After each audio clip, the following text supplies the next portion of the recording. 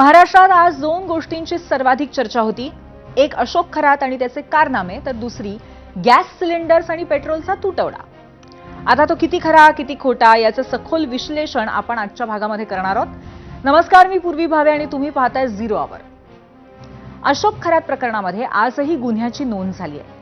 आज पुण्यातल्या एका उद्योजकानं अशोक खरात विरोधात वावी पोलिसांकडे गुन्हा नोंदवला.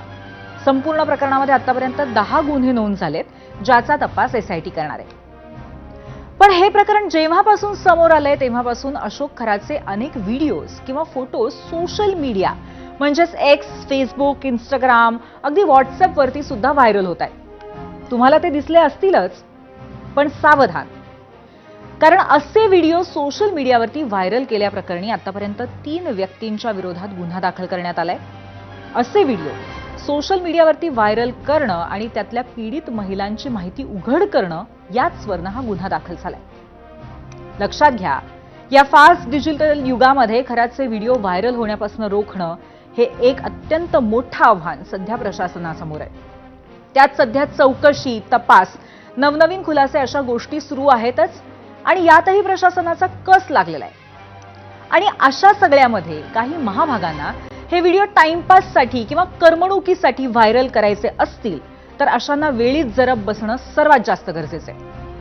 त्या व्हिडिओतील पीडिता ही कोणाची तरी मुलगी, कोणाची तरी बहीण, कोणाची वहिनी, कोणाची बायको, अगदी कोणाची तरी आई सुद्धा असू शकते. या स्त्रिया आधीच पीडित आहेत हे विसरू नका. त्यांना बळ द्या. त्यांना अजून त्यांचा अपमान होईल, खच्चीकरण होईल असं वागू नका. आणि म्हणूनच तुम्हाला अगदी हात जोडून कळकळीची विनंती आहे की जर असे व्हिडिओ कोणत्याही माध्यमातून तुमच्याकडे आले असतील किंवा तुमच्या संपर्कातील कोणाकडे आले असतील तर ते न पाहता थेट डिलीट करा. कारण डिजिटल जगामध्ये एक क्लिक एखाद्याचं आयुष्य संपू शकते. प्लीज ते व्हिडिओ फॉरवर्ड करू नका, डिलीट करा. आणि नाहीच डिलीट केलेत किंवा जर तुम्ही ते कुठे पोस्ट केलेत, व्हायरल केलेत किंवा कुणाला व्हॉट्सअपवरती जरी शेअर केलेत तर तुमच्यावरती गुन्हा दाखल होऊ शकतो आणि तुम्हालाही तुरुंगाची हवा खावी लागू शकते, हे विसरू नका. आता दुसरा मुद्दा, खरातवरच्या कारवाईचा आणि त्याच्या सुरक्षेचा मुद्दा. आता तुम्ही म्हणाल की त्या नराधमाच्या सुरक्षेची चिंता आपल्याला कशाला? तर त्याचं कारण आहे.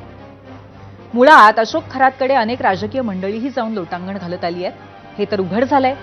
त्यात जशी काँग्रेसच्या नेत्यांनी अशोक खरातच्या एन्काउंटरची भीती व्यक्त केली होती, तशीच भीती आजही अनेकांनी व्यक्त केली आहे. जर अशोक खरातच्या सगळ्या फाईल्स ओपन झाल्या तर राजकीय आणि अराजकीय व्यक्तींची नावं पुढे येऊ शकतात आणि त्याआधीच त्याला संपवण्याचा प्रयत्न झाला तर.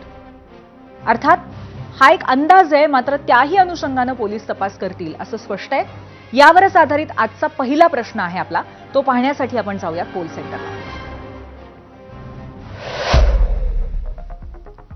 आजचा पहिला प्रश्न आहे, अजूनही बाहेर न आलेल्या राजकीय अराजकीय संबंधांमुळे अशोक खरातच्या जीवाला धोका आहे असं वाटतं का?